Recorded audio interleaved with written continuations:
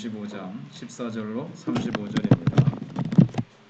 다소 말씀이 좀 길지요.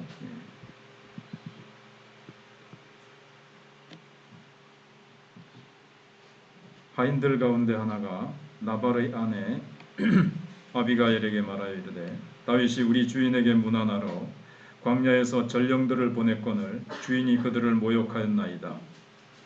우리가 들에 있어 그들과 상종할 동안에 그 사람들이 우리를 매우 선대하였으므로 우리가 다치거나 잃은 것이 없었으니 우리가 양을 지키는 동안에 그들이 우리와 함께 있어 밤낮 우리에게 담이 되었음이라.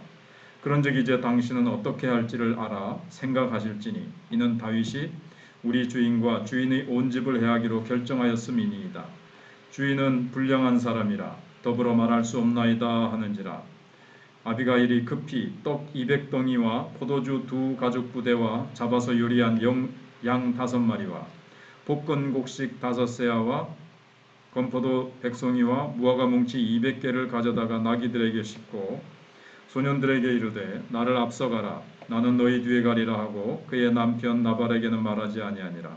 아비가일이 나귀를 타고 산 호젓한 곳을 따라 내려가더니 다윗과 그의 사람들이 자기에게로 내려오는 그들과 마주치니라.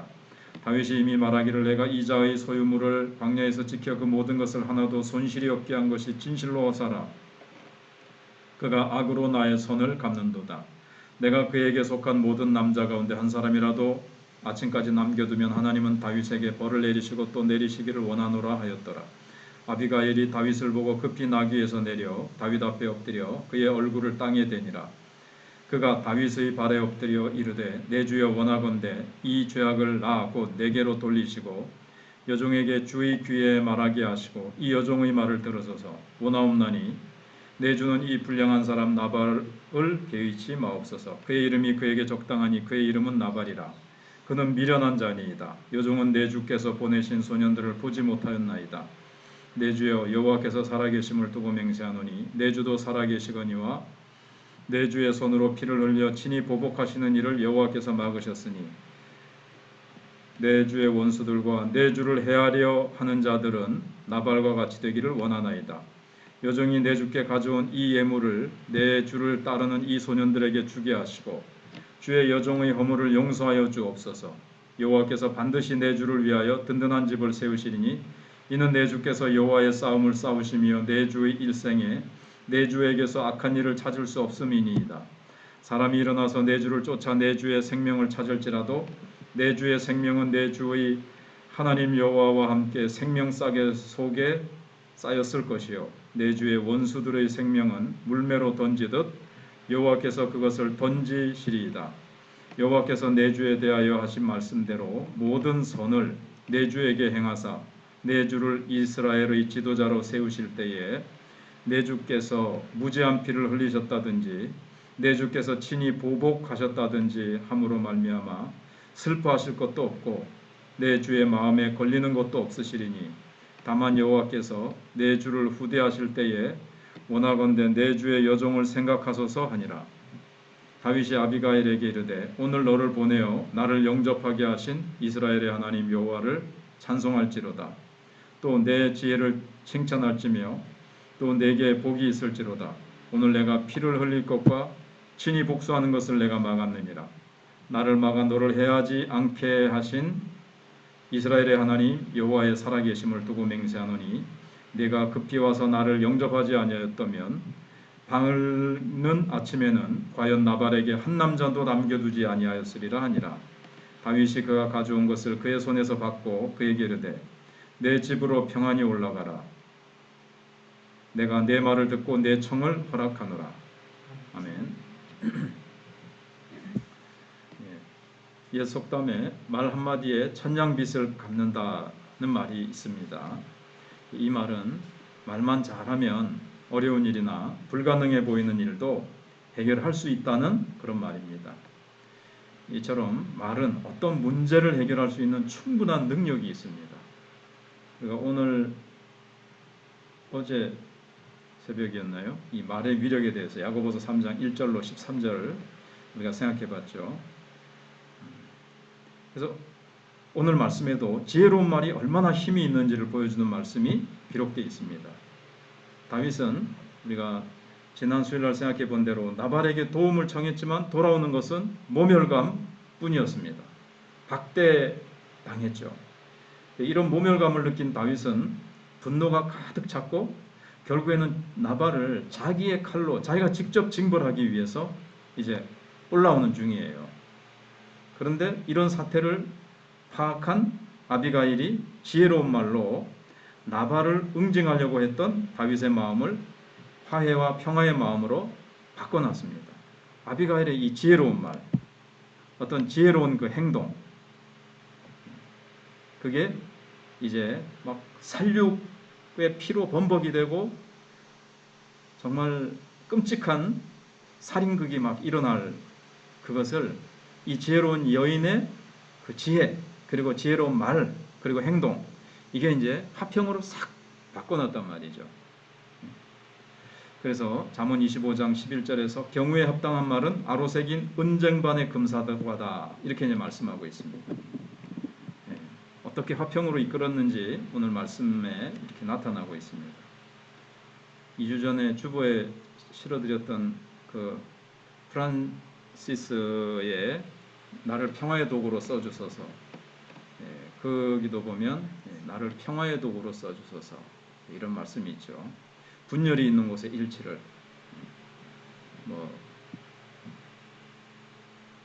이렇게 한 곳에 화평을 이렇게 심는 자가 되게 해달라고. 또 팔복 가운데에서도 화평케 하는 자는 복이 있나니 저희가 하나님의 자녀라 일컬음을 받을 것이요, 이렇게 되어 있거든요. 우선 오늘 말씀은 나발의 하인 중에 한 사람, 소년 중, 여기 14절에 보시면 하인들 가운데 하나가 그랬습니다. 이 말은 대부분의, 그러니까는 다윗이 말을 다윗의 부하들이 가서 전했더니 나발이 막 모욕을 주는 말을 다윗이 보낸 사람들에게 이제 막 했단 말이에요. 그런데 돌려보낸 후에 다른 소년들, 다른 하인들은 문제의식을 못 느꼈는데 한 소년만은 이거 나발이 잘못했다, 이거 분명히 심각한 어떤 사건을 불러올 수 있겠다, 이런 생각을 했다는 걸 알 수 있어요. 그래서 이 소년은 아비가일에게, 나발이 아니고 아비가일에게 가서 다윗을, 우리 주인 나발이 어떻게 모욕했는지를 막 이렇게 얘기를 했습니다. 우리 주인에게 문하라는데 14절의 끝에 보면 주인이 그들을 모욕하였나이다 이랬는데, 원어에 보시면 경멸을 담아 크게 소리 지르다, 막 경멸을 담아가지고 막 큰 소리로 막 했단 말이죠. 좋은 소리로, 좋은 소리가 나올 리가 없겠지만, 그렇게 했다는 것을 얘기해주고 있습니다. 그래서 14절에 다시 다윗이 우리 주인에게 문안하러 광야에서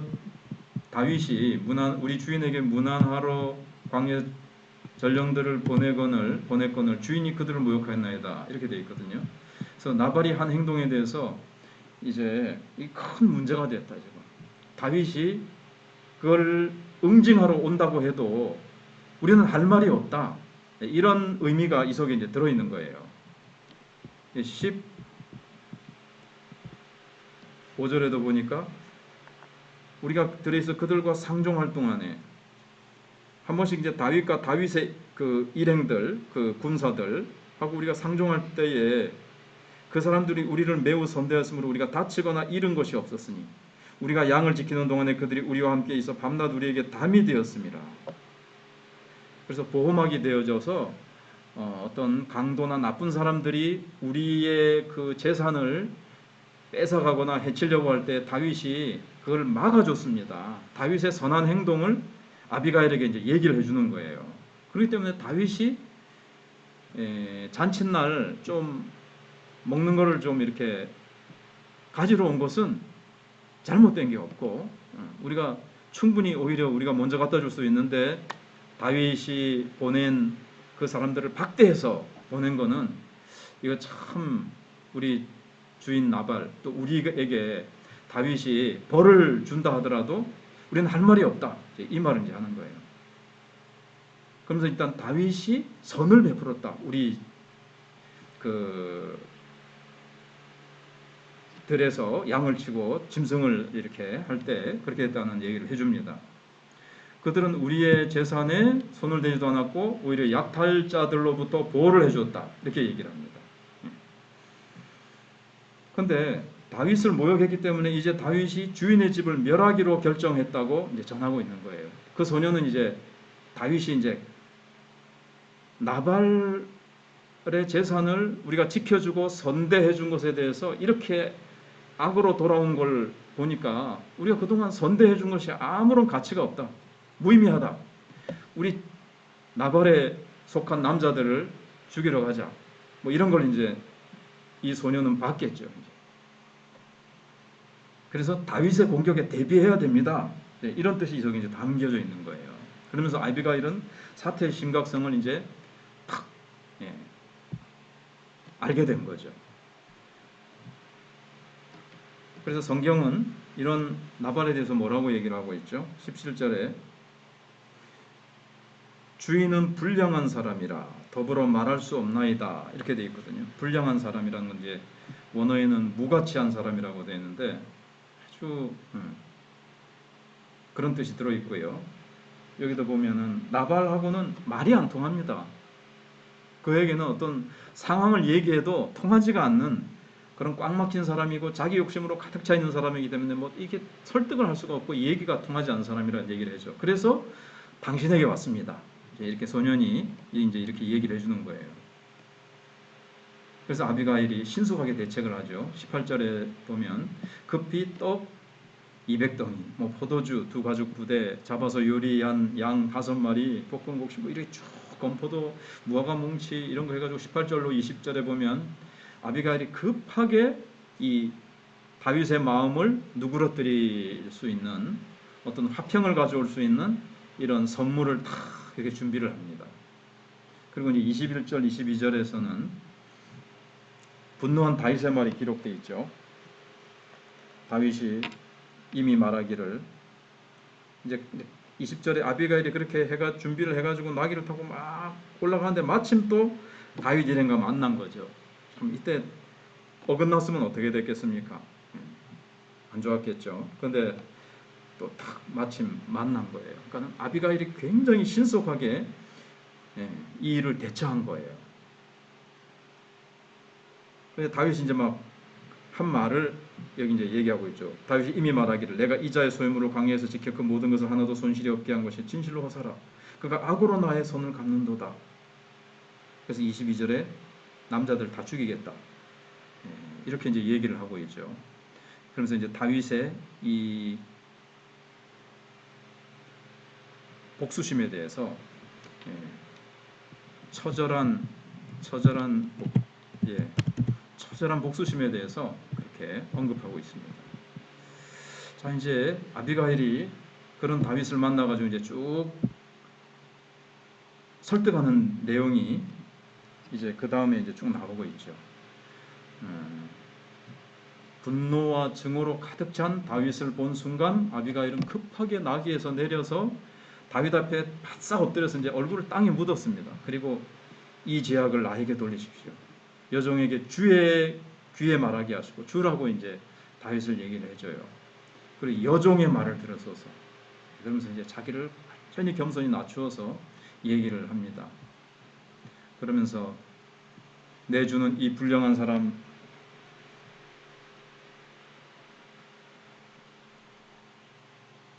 25절부터 나오죠. 이 불량한 사람 나발을 개의치 마옵소서. 그의 이름이 그에게 적당하니 그의 이름이 나발이라.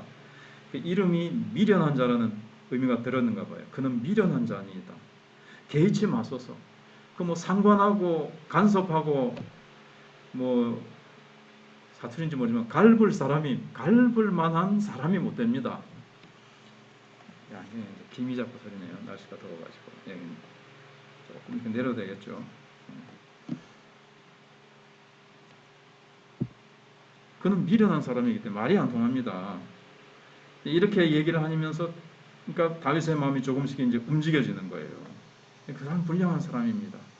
왜냐하면 신명기 10장 19절에서 나그네를 사랑하라는 말씀이 있거든요. 근데 그 말씀을 제대로 준행하지 못했고 또 말씀대로 이웃을 사랑하고 나그네를 잘 사랑하라는 말씀대로 살지 못하는 그런 사람입니다. 그리고 거기에 대해서 양심의 가책을 전혀 느끼지 못하는 사람입니다. 그러면서 나발의 허물을 자기에게 돌리면서 다윗에게 용서를 구합니다. 그러면서 아비가일은 하나님께서 다윗의 생명을 주관하시는 분이시기 때문에 안전하게 보호를 받게 된다는 사실을 밝힙니다. 거기 내 주는 하나님께서 왕을 생명싸개 속에서 돌보시지 않습니까? 그걸 이제 보아온 거예요. 지금까지 계속 사울이 다윗을 죽이려고 아무리 해도 하나님께서 넘기지 않으신 거에 대해서 백성들은 소문을 들으면서 쫙 알고 있죠. 믿음의 사람들은 더욱더 하나님은 다윗 편이시구나. 하나님이 다윗을 쓰시겠구나. 다윗의 날을 언젠가는 열어주시겠구나. 사울은 정말 하나님 편에 서서 하나님 뜻대로 살아가는 사람이 아니라는 것을 이제 백성들도 이제 믿음의 사람이라면 이제 판단을 하는 거죠. 그러나 나발처럼 현실주의자는 당장 정권을 가지고 있는 사울에게 붙어서 이렇게 아부하면서 자기 생명과 재산을 유지하는 사람이죠. 여기서도 이제 갈리는 거예요. 불신앙의 사람과 믿음의 사람이. 그리고 뭐라 그럽니까?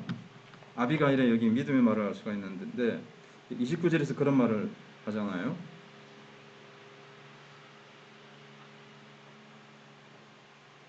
내 주의 원수들의 생명은 물매로 던지듯 여호와께서 그것을 던지시리이다.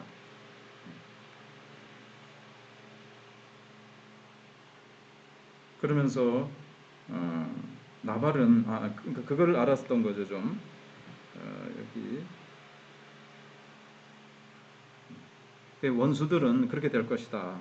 어떻게 보면 이제 나발이 하나님의 징벌을 받게 될 것이다. 하나님이 친히 원수를 갚으시고 하나님이 보복하실 거니까, 정리하실 거니까, 다윗 당신은 여태까지 잘못한 일도 없고 28절 끝에, 그리고 당신은 이제 왕이 될 건데, 여기 30절에 그랬죠. 여호와께서 내 주에 대하여 하신 말씀대로 모든 선을 내 주에게 행하사 내 주를 이스라엘의 지도자로 세우실 때에 내 주께서 무죄한 피를 흘리셨다든지 내 주께서 친히 보복하셨다든지, 그래도 나발도 백성이잖아요. 백성에 대해서 왕이 그렇게 막 화가 나가지고 직접 이렇게 보복했다는 것은 나중에 다윗 당신이 참 양심의 아픔이 될 것이다. 나중에 참 슬퍼할 것이다. 물론 나발이 잘못했긴 했지만 그래서 내 주의 마음에 걸리는 것도 없으시리니 훗날의 이 일에 대해서 좀 후회하게 되실 겁니다. 이 말을 딱 하는 거예요.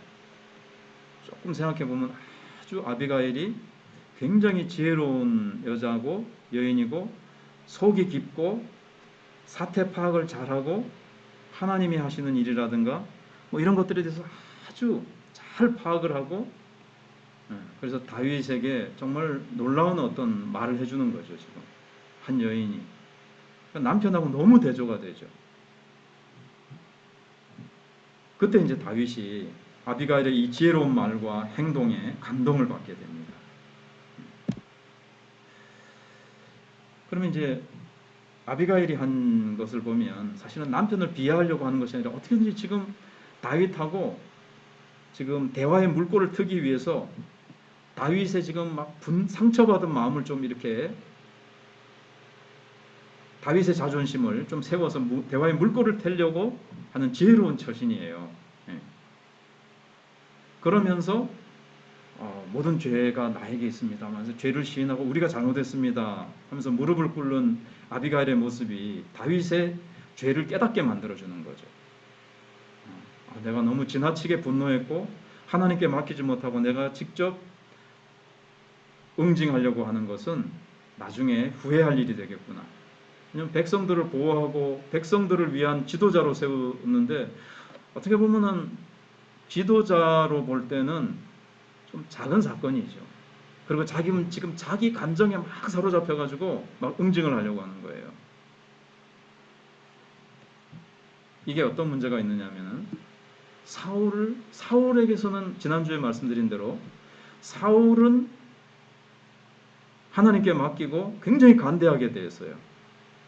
훨씬 더 크게 지금 사울은 막 이렇게 해오는데, 그런데 굉장히 자기 앞에서 이제 작은 자죠.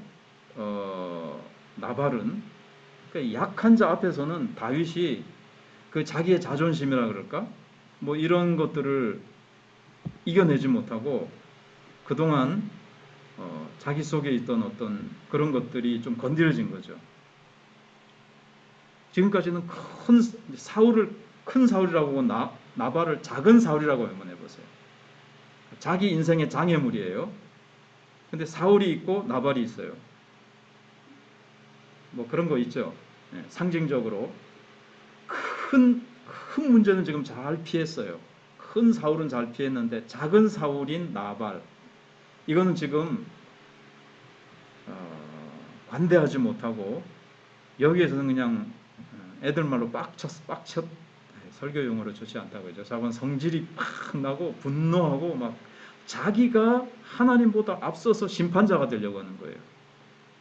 더 큰 사울을 향해서는 더 큰 자기를 괴롭히고 힘들게 했던 사울을 향해서는 그렇게 관대하고 하나님께 맡겼는데